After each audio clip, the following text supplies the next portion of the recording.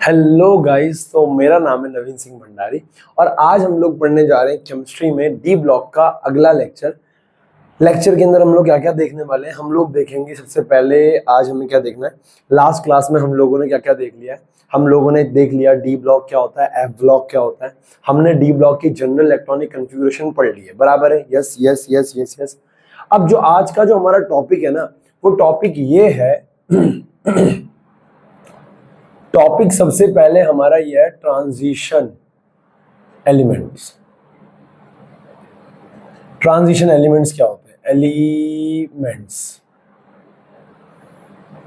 क्या होते हैं? Transition elements. तो ट्रांजिशन एलिमेंट्स क्या होते हैं?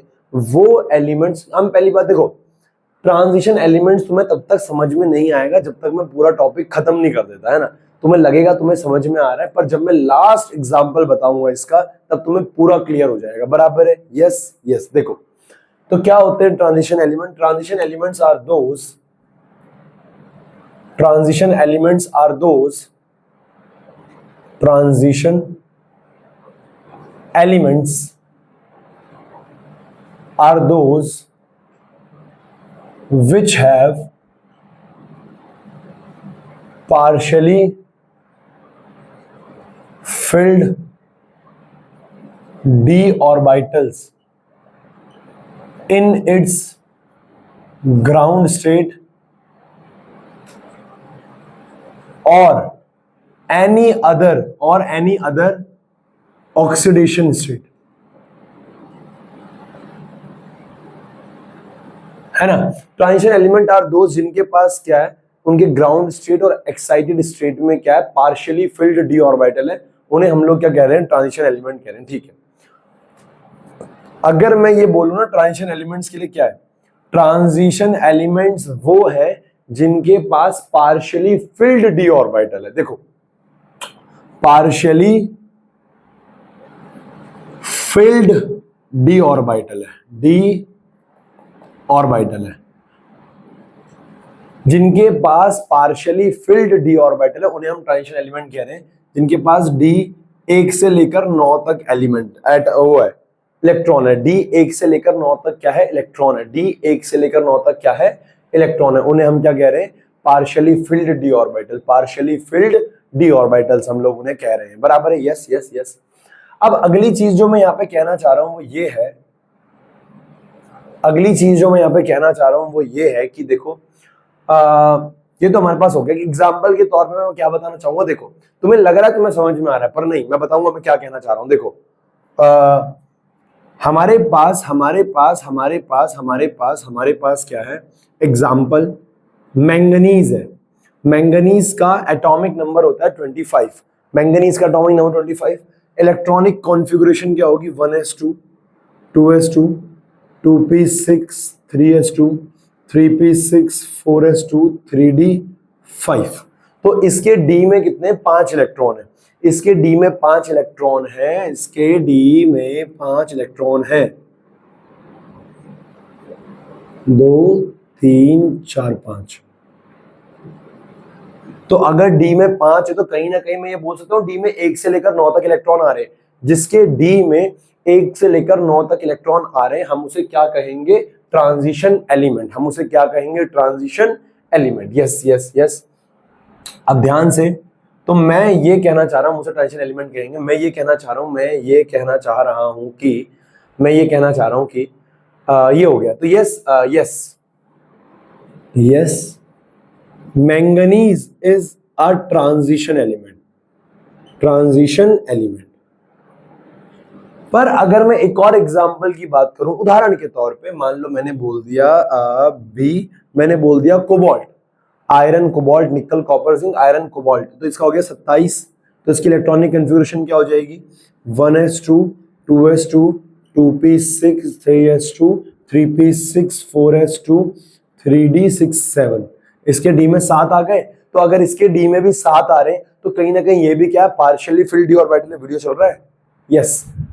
तो कहीं ना कहीं ये भी क्या है? पार्शियली फिल्ड डी ऑर्बिटल है। और ये भी पार्शियली फिल्ड अगर डी ऑर्बिटल है तो yes yes yes yes, cobalt is a transition transition element, cobalt is a transition element, cobalt is a transition element. Yes, अब देखो, अब अगर मैं आगे बात करूं, तो हमारे पास क्या है,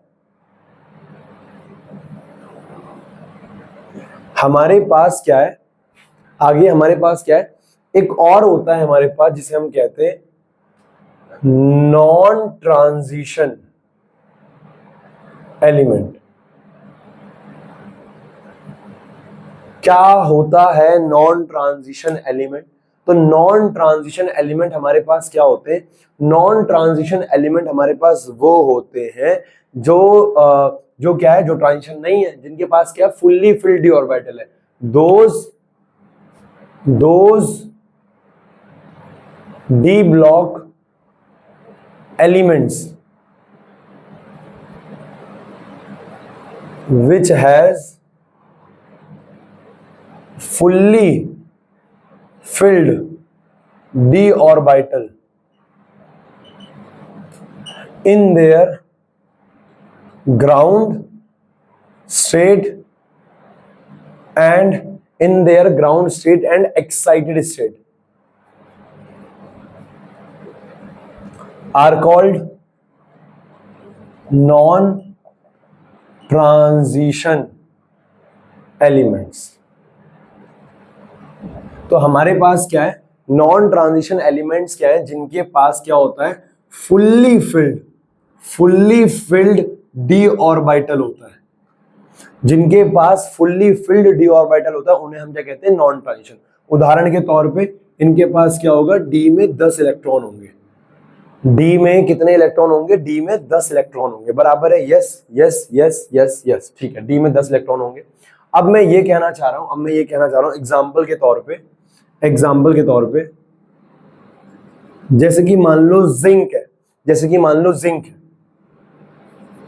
तो जिंक का एटॉमिक नंबर कितना होता है? 30। जिंक का एटॉमिक नंबर कितना होता है? 30। अगर मैं जिंक की इलेक्ट्रॉनिक कॉन्फ़िगरेशन करूं तो बच्चा क्या आ जाएगा, 1s2 2s2 2p6 3s2 3p6 4s2 3d10 3d10।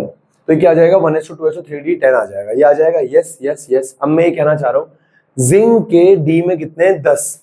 Zinc के डी में 10 है, इसलिए जिंक नॉन ट्रांजिशन एलिमेंट नहीं है। नहीं यार, नॉन ट्रांजिशन एलिमेंट बोलो, या इसको पता है क्या बोलते हैं?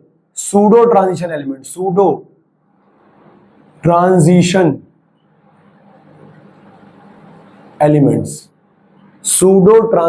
एलिमेंट्स, बराबर है। इसलिए इसको नॉन ट्रांजिशन या सूडो ट्रांजिशन एलिमेंट नहीं कहते, क्योंकि इसके डी में 10 है। ये इसकी ग्राउंड स्टेट इलेक्ट्रॉनिक कॉन्फ़िगरेशन है, ग्राउंड स्टेट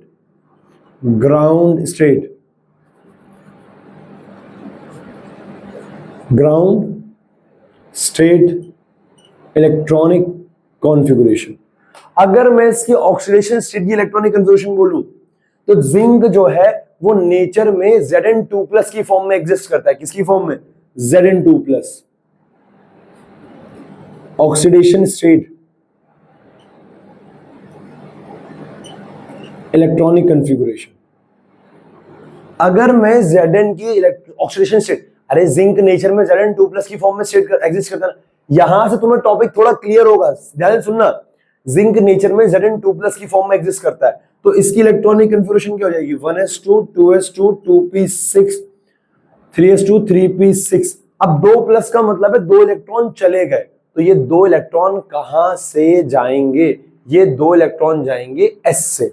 आपको पता है, लास्ट क्लास में आपको बताया गया था, इलेक्ट्रॉन भरे जाते हैं इलेक्ट्रॉनिक कॉन्फ़िगरेशन के बेसिस पे, पर निकाले जाते हैं सबसे बाहर वाले शेल से। तो 2+ का मतलब है 2 इलेक्ट्रॉन s से जाएंगे, तो 4s2 यहां से s से इलेक्ट्रॉन गए, तो ये क्या हो जाएगा? 3d10। ये क्या हो जाएगा? 3d10।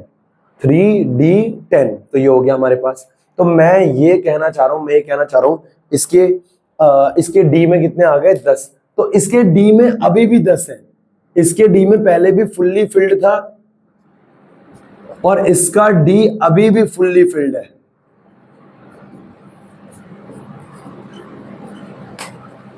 तो भैया इसका डी ग्राउंड स्टेट में भी फुल्ली फिल्ड है, इसका डी ऑक्सीडेशन स्टेट में भी फुल्ली फिल्ड है, इसलिए ये नॉन ट्रांजिशन एलिमेंट है। तो अगर मैं यहाँ पे तुम्हें एक नोट देना चाहूं ना, तो मैं तुम्हें एक नोट बता सकता हूं। ये जिंक हो गया, इसका एटॉमिक नंबर 30, इसके नीचे कैडमियम हो गया एटॉमिक नंबर 48, इसका नीचे मरकरी हो गया एटॉमिक नंबर 80। ये तीनों के तीनों नॉन ट्रांजिशन एलिमेंट्स होते हैं, नॉन ट्रांजिशन एलिमेंट्स होते हैं। ये तीनों के तीनों नॉन ट्रांजिशन एलिमेंट्स होते हैं क्योंकि इनका डी क्या होता है, फुलफिल्ड होता है। क्योंकि इनके डी में कितने इलेक्ट्रॉन होते हैं, 10। इनके डी में क्या होते हैं, 10 इलेक्ट्रॉन, यानी फुल्ली फिल्ड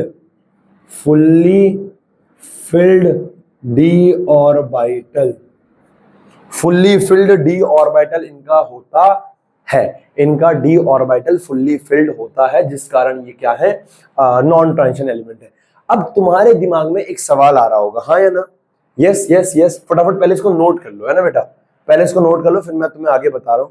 फटाफट बच्चा, शाबाश, वेरी गुड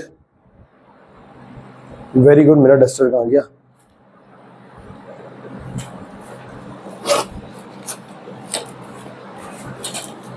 यस। अब यहां पे ना दिमाग में एक सवाल आता है, भैया फुल्ली फिल्ड तो ये भी है, कौन? फुल्ली फिल्ड तो ये भी है। देखो, अगर मैं बात करूं किसकी, अगर मैं बात करूं ध्यान से, हाँ, अगर मैं बात करूं ध्यान से, नोट, अगर तुमसे कोई कह दे कॉपर के बारे में कि कॉपर भी नॉन ट्रांजिशन एलिमेंट होना चाहिए।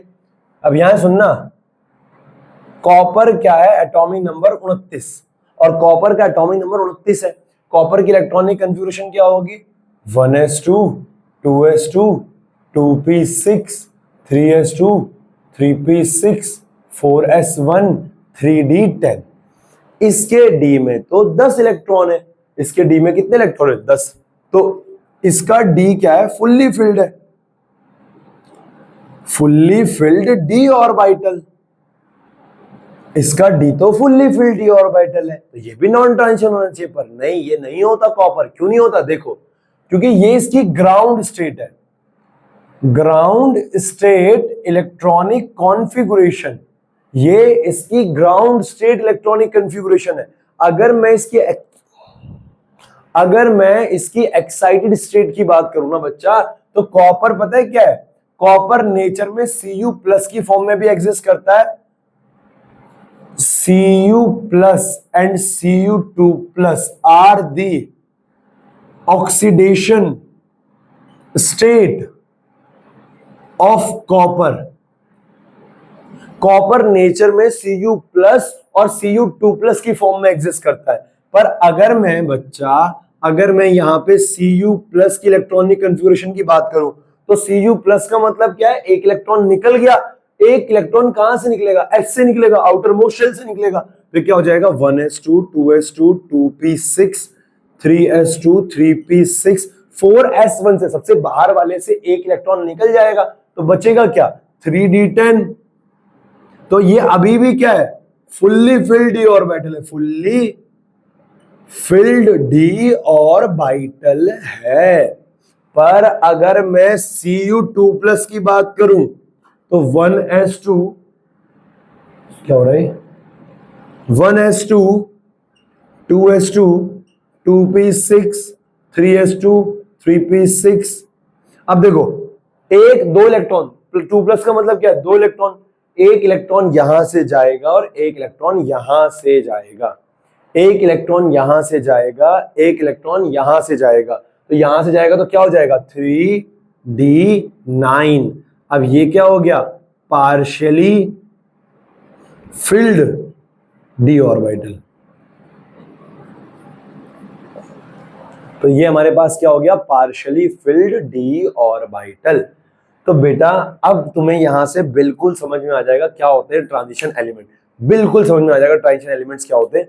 ट्रांजिशन एलिमेंट्स वो होते हैं जिनके डी में 1 से लेकर 9 इलेक्ट्रॉन होते हैं, चाहे तो ग्राउंड स्टेट में हो या फिर चाहे तो एक्साइटेड स्टेट में हो, ऑक्सीडेशन स्टेट में हो। अगर उनकी कोई सी भी ऑक्सीडेशन स्टेट में 1 से लेकर 9 तक इलेक्ट्रॉन आ रहे हैं तो समझ जाना वो क्या है, वो ट्रांजिशन एलिमेंट है। और अगर आ ही नहीं रहे, जैसे ये लोग हैं, इनका अगर Zn3+ की फॉर्म में एग्जिस्ट कर जाता ना, अगर Zn3+ की फॉर्म में एग्जिस्ट कर जाता तो यहां से एक इलेक्ट्रॉन डी से भी निकलता, तो ये भी ट्रांजिशन एलिमेंट होता। पर हम लोग क्या कहते हैं, ट्रांजिशन एलिमेंट्स वो हैं जिनके आउटर मोस्ट शेल में जिनके इलेक्ट्रॉनिक कन्फिगुरेशन चाहे ग्राउंड स्टेट की हो चाहे ऑक्सीडेशन हो, दोनों में से कहीं पे भी साला डी में पार्शियली फिल्ड आ जाए, हम उसे ट्रांजिशन बोल देंगे। अब कॉपर है, कॉपर के ऐसे ही पता है कौन है, सिल्वर है। सिल्वर कॉपर के जस्ट नीचे ही तो है सिल्वर, याद करो सिल्वर 47 आए ना, यस 47। सिल्वर भी क्या करेगा, सिल्वर भी ट्रांजिशन एलिमेंट है। वो कहेगा, अभी एक देखो एनसीईआरटी का सवाल है, वो कहेगा सिल्वर के आखिरी में तो 10 आ रहे हैं, उसके बाद भी वो है, क्योंकि बेटा उसका ऑक्सीडेशन स्टेट है, वो 2+ की फॉर्म में एग्जिस्ट करता है सिल्वर। सेम यही सीन लगेगा, अरे सेम यही लगेगा रे, हाँ है ना, यस। इसको नोट करो और अब मैं तुम्हें एनसीईआरटी का सवाल दिखाता हूं, फटाफट नोट कर लो बेटा। 5 4 3 2 1 हो गया, यस। एनसीईआरटी का एग्जाम्पल नंबर 1 निकालो। एनसीईआरटी का एग्जाम्पल नंबर 1,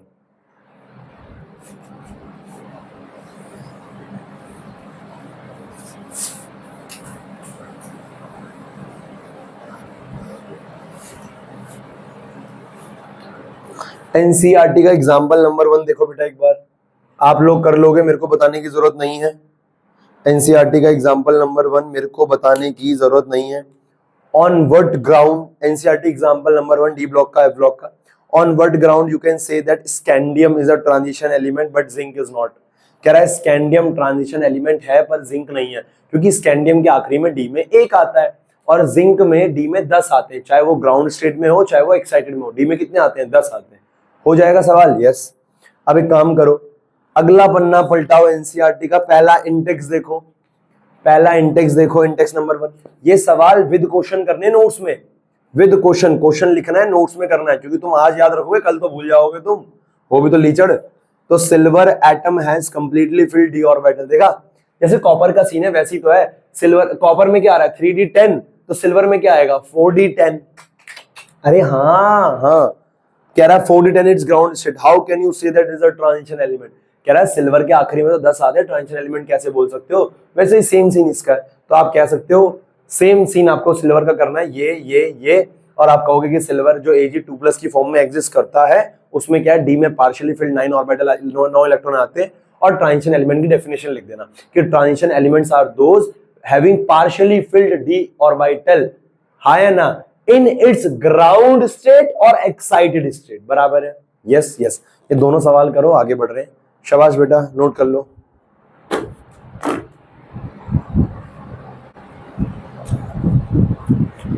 तो बेटा अगला हमारे पास टॉपिक है शील्डिंग इफेक्ट, और जिसे हम क्या बोलते हैं, स्क्रीनिंग इफेक्ट।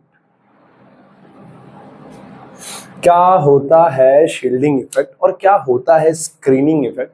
अब इस बात को ना बहुत ध्यान से सुनते हैं, मैं क्या कहना चाह रहा हूं। देखो स्क्रीनिंग इफेक्ट या शील्डिंग इफेक्ट क्या होता है ना, क्या होता है स्क्रीनिंग इफेक्ट, शील्डिंग इफेक्ट। ये हमारे पास न्यूक्लियस है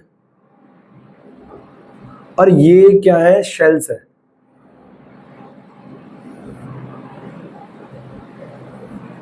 ठीक है, ये हमारे पास क्या है, न्यूक्लियस है, और यहां पे क्या है, इलेक्ट्रॉन्स है। ये शेल्स हैं और इन शेल्स में क्या है, इलेक्ट्रॉन्स हैं। ये शेल्स के अंदर इलेक्ट्रॉन्स हैं।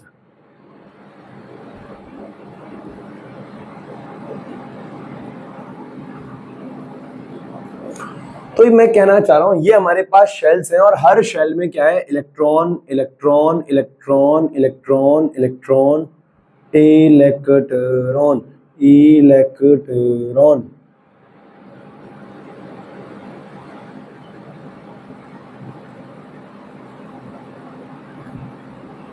ये अब क्या है, यहां पे बाहर ना कोई एक इलेक्ट्रॉन बैठा हुआ है, ये एक इलेक्ट्रॉन है।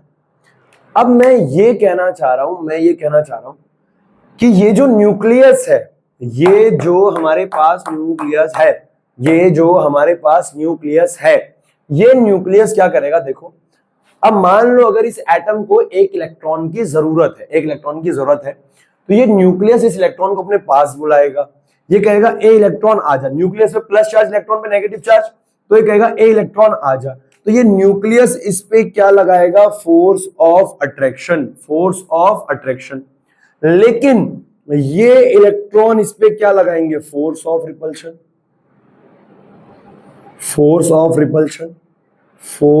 रिपल्शन। तो मैं क्या कहना चाह रहा हूं, न्यूक्लियस कह रहा है इलेक्ट्रॉन से ए इलेक्ट्रॉन मेरे पास आ जा, और इलेक्ट्रॉन्स के इस पे क्या लगा रहे हैं, फोर्स ऑफ रिपल्शन। ये कुछ ऐसा है ना कि न्यूक्लियस में क्या बैठा हुआ है, वहां पे बैठा हुआ है एक, मान लो कोई भी एक शख्स है। अब उसके पास बहुत सारी प्रेमिकाएं हैं, वो एक और नई प्रेमिका को कह रहा है कि तू आ जा, है ना, बहुत प्यार रखेंगे, बहुत प्यार से रहेंगे। लेकिन जो पुरानी प्रेमिका है उसको क्या कर रही है, रिपेल कर रही है। ये रिपेल करते करते एक शील्ड बना लेती हैं, क्या बना लेती हैं, शील्ड, और एक स्क्रीन, ताकि ये और उसके पास ना आ पाए। इसी को कहते हैं शील्डिंग इफेक्ट। क्या बोलते हैं, शील्डिंग इफेक्ट। इनर इलेक्ट्रॉन्स का आउटर इलेक्ट्रॉन पे एक फोर्स ऑफ रिपल्शन लगाना।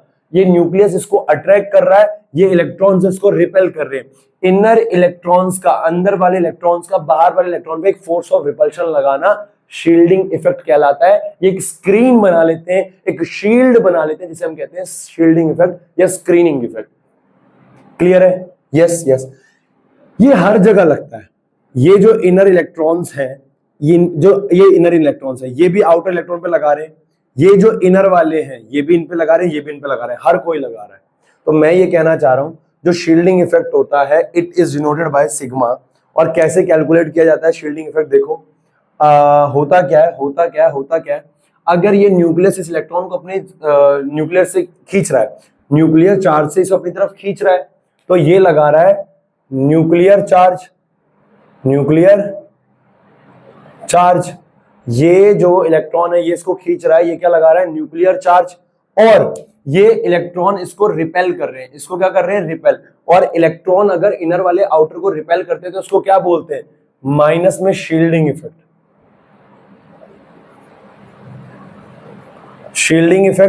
और इतना ही क्या लग रहा होगा, इफेक्टिव न्यूक्लियर चार्ज। देखो, इफेक्टिव न्यूक्लियर चार्ज क्या होता है, effective nuclear charge, Z effective, मैं समझाता हूं क्या कहना चाह रहा हूं मैं, Z माइनस में सिग्मा। देखो, अगर ये न्यूक्लियस इस इलेक्ट्रॉन को 10 न्यूटन से इधर खींच रहा है, और ये इलेक्ट्रॉन इस इलेक्ट्रॉन को 2 न्यूटन से रिपेल कर रहे हैं, तो ये इलेक्ट्रॉन कितने न्यूटन के फोर्स से इधर आएगा, 8। अगर 10 से इधर खींच रहा है, 2 से उधर रिपेल करे, तो ये कितने से आएगा, 8 न्यूटन से इधर आएगा, 8 न्यूटन से इधर आएगा। और अगर ये 8 न्यूटन से इधर आएगा तो इसे बोलेंगे इफेक्टिव, कि खींचा 10 से था, सिग्मा 2 माइनस हो गया, सिग्मा 2 क्या हो गया, माइनस। तो अगर एक बार मैं लास्ट बार बोलूं कि क्या है हमारे पास, एक सेकंड यार, अगर एक बार मैं दोबारा बोलूं कि क्या है हमारे पास, तो शील्डिंग इफेक्ट क्या होता है बेटा, शील्डिंग इफेक्ट क्या होता है, इनर इलेक्ट्रॉन्स आउटर इलेक्ट्रॉन्स पे एक फोर्स ऑफ रिपल्शन लगाते हैं, हाँ या ना, उसे हम क्या कहते हैं, शील्डिंग इफेक्ट। और कैसे लगाते हैं, देखो, ये न्यूक्लियस तो उस इलेक्ट्रॉन को अट्रैक्ट कर रहा होता है, लेकिन ये अंदर वाले इलेक्ट्रॉन्स को रिपेल कर रहे होते हैं, और इसको हम शील्डिंग इफेक्ट, एक स्क्रीन बना लेते हैं वो, इसीलिए इसका नाम क्या भी पड़ता है, स्क्रीनिंग इफेक्ट या शील्डिंग इफेक्ट। कैसे कैलकुलेट किया जाता है, ये न्यूक्लियस इस पे एक फोर्स लगा रहा होगा, कितना, न्यूक्लियर चार्ज, और ये इसको रिपेल कर रहे हैं क्या, सिग्मा से, तो कितना फोर्स लगेगा, Z इफेक्टिव क्या हो जाएगा, न्यूक्लियर चार्ज माइनस में शील्डिंग इफेक्ट। और जो शील्डिंग इफेक्ट का ऑर्डर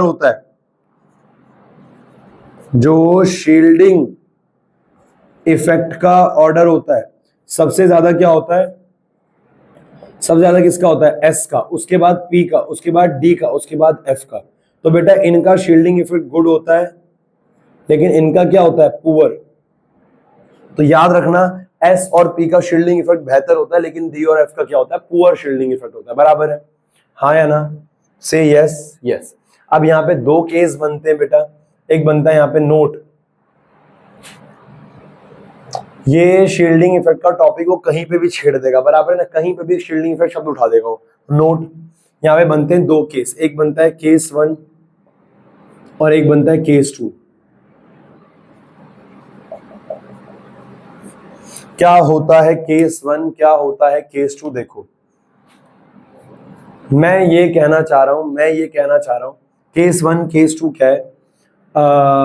अगर मान लो शील्डिंग इफेक्ट बहुत ज्यादा है, अगर शील्डिंग इफेक्ट ज्यादा है, if sigma is more, sigma क्या है? Shielding effect. अगर शील्डिंग इफेक्ट ज्यादा है तो जेड इफेक्टिव क्या हो जाएगा बेटा? Z effective is equal to Z minus sigma. अगर ये ज्यादा हो गया, अगर सिग्मा ज्यादा हो गया, जेड इफेक्टिव का फॉर्मूला तो ये है ना, न्यूक्लियर चार्ज माइनस सिग्मा। अगर सिग्मा ज्यादा हो गया तो ये क्या हो जाएगा? Z effective. अगर सिग्मा ज्यादा हो गया तो बेटा जेड इफेक्टिव क्या हो जाएगा? ये ज्यादा हो जाएगा तो ज्यादा में से ये जाएगा तो ये कम बचेगा, तो जेड इफेक्टिव क्या हो जाएगा? कम। अगर ये कम हो गया तो इसके वजह से जेड इफेक्टिव कम हो गया, यानी इसका इस पे फोर्स कम लग रहा है। अगर इसका इस पे फोर्स कम लगेगा तो ये दूर दूर हो जाएगा, ये इन पे भी फोर्स कम कम लगा पाएगा तो ये दूर दूर हो जाएंगे, तो साइज ओवरऑल बढ़ जाएगा। अगर शील्डिंग इफेक्ट ज्यादा हो गया, यानी इनर इलेक्ट्रॉन आउटर को रिपेल ज्यादा कर रहे हैं, अगर इनर वाले आउटर को रिपेल ज्यादा करेंगे तो साइज ओवरऑल क्या हो जाएगा? बड़ा, यानी एटॉमिक साइज क्या हो जाएगा? इंक्रीज हो जाएगा। तो याद रखना बेटा, अभी कल से मैं प्रॉपर्टीज स्टार्ट करूंगा, वहां पे ये टर्म आएगा, बार बार शील्डिंग इफेक्ट आएगा। हाँ ना? हमारी एनसीईआरटी कहती है, तुमने 11th में पढ़ लिया है, बराबर है? Yes. Case second, if sigma is less, अगर सिग्मा कम है, अगर सिग्मा कम है तो जेड इफेक्टिव क्या बनेगा बेटा? Z minus sigma. अगर सिग्मा क्या है? कम है। अगर सिग्मा कम है तो ये कम होगा तो ये ओवरऑल बढ़ जाएगा, क्योंकि इसमें से कम वैल्यू नेगेटिव होगी तो ये ओवरऑल क्या हो जाएगा? बढ़ जाएगा। और अगर ये बढ़ गया तो जेड इफेक्टिव क्या हो जाएगा? बढ़ जाएगा। और जेड इफेक्टिव बढ़ गया, अगर जेड इफेक्टिव बढ़ गया तो ये न्यूक्लियस इलेक्ट्रॉनों को अपनी तरफ ज्यादा खींच पाएगा। अगर शील्डिंग इफेक्ट कम हुआ तो अंदर वाले इलेक्ट्रॉन बाहर वालों को कम रिपेल करेंगे, तो अंदर वाला ज्यादा, न्यूक्लियस ज्यादा खींच पाएगा, तो साइज क्या हो जाएगा? ओवरऑल छोटा हो जाएगा। तो यहां से एटॉमिक साइज क्या हो जाएगा? एटॉमिक साइज क्या हो जाएगा? एटॉमिक साइज क्या हो जाएगा? डिक्रीज। एटॉमिक साइज क्या हो जाएगा? डिक्रीज। क्या यहां तक किसी बच्चे को कोई डाउट है? क्या आप लोगों को यहां तक कोई डाउट है शील्डिंग इफेक्ट में? फटाफट बच्चे इसको नोट कर लो। Very good.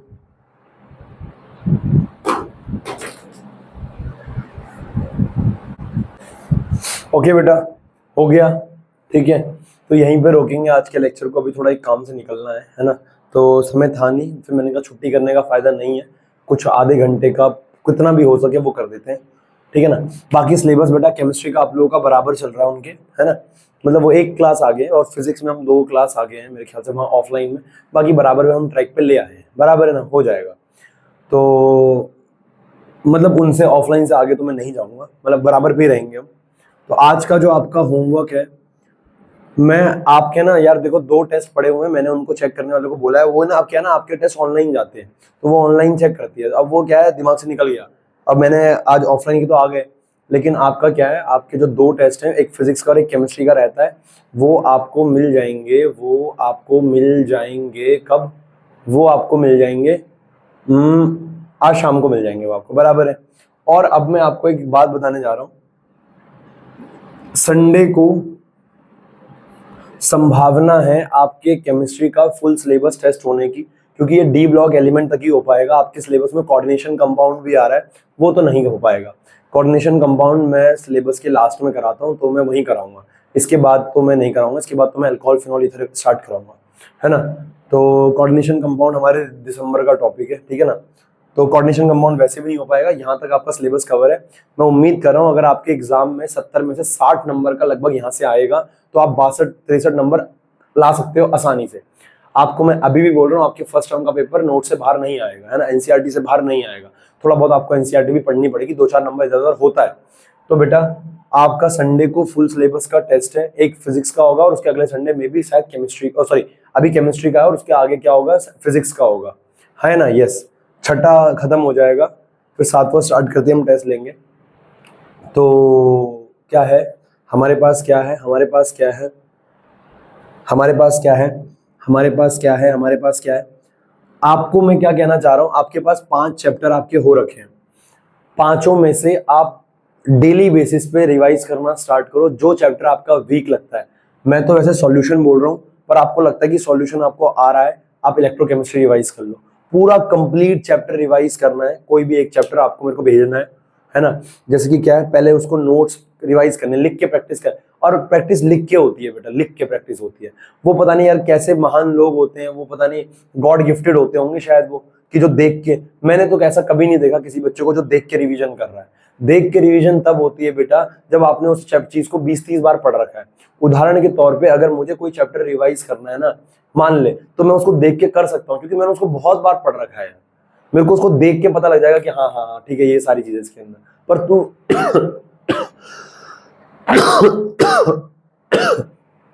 पर तू वो चीज नहीं कर सकता ना अभी, क्योंकि तू अभी पढ़ाई कितनी बार है, 3-4 बार पढ़ा है, 4-5 बार पढ़ा है ना यार।